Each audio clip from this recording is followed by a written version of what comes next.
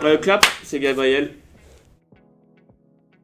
J'ai envie de dire WAPT, mais je dirais Big Blue Button, où je parle avec mes collègues, ou alors où je fais mes formations toute la journée. J'aime bien le télétravail parce que ça me permet de bien couper à la pause du midi entre autres. Donc si j'ai envie de me poser et de regarder une vidéo, je peux. Si j'ai envie d'aller au sport, je peux. Je peux aussi lire un livre. Attends, je cherche un mensonge. Non, je rigole. Ce qui est bien, c'est que c'est pas cette chose-là de me dire je vais en bureau tous les jours. Je viens un peu, j'ai envie de dire quand j'ai envie.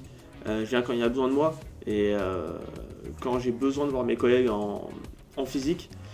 Sinon oui. Moi je paye pas le café chez moi.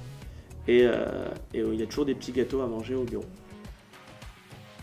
Je vois les types de formateurs, 8h30, je me connecte, je vérifie l'état de mes infras, si mes infras de formation sont en place, si elles sont pas en place, je vais les générer pour qu'à 9h elles soient prêtes pour le début de la formation où je vais accueillir mes élèves, prendre premier contact avec eux pour la plupart sauf la personne qui va être référente, capter leur niveau pour savoir d'où je dois partir et à quelle vitesse je dois y aller, et puis après je vais gentiment les faire monter en compétences sur le produit.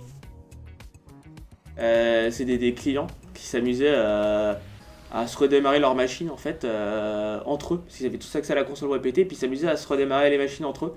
Et du coup ça fait qu'on a perdu au moins de 15 minutes de formation parce qu'ils s'amusaient à se redémarrer leur machine entre eux. Et ça les faisait rigoler.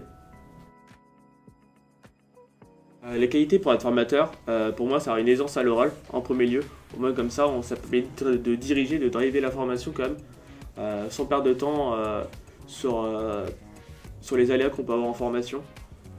Puis ça permet aussi d'avoir des gens qui vont nous écouter, qui vont pas être dispersés, il faut l'animer, faut pas que les gens s'endorment.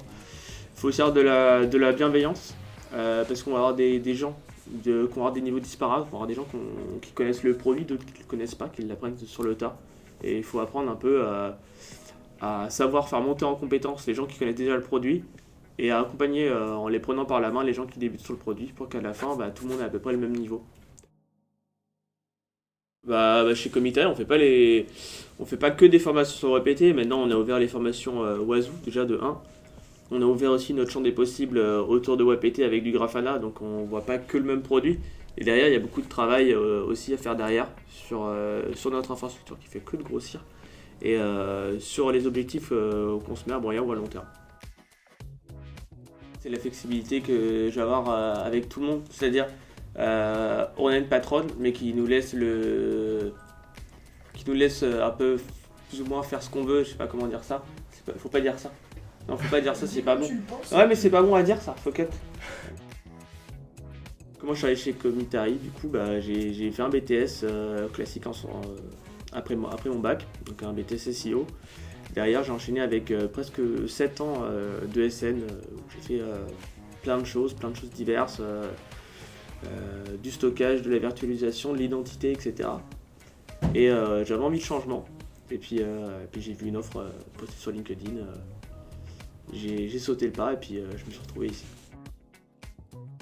Je dirais, si vous avez envie d'avoir du contact client, tout en ayant, on va dire, de l'agilité sur votre temps, c'est-à-dire de pouvoir être en télétravail, avoir quand même une relation avec vos collègues, tout en ayant de l'indépendance, je pense que ça peut être un bon plan.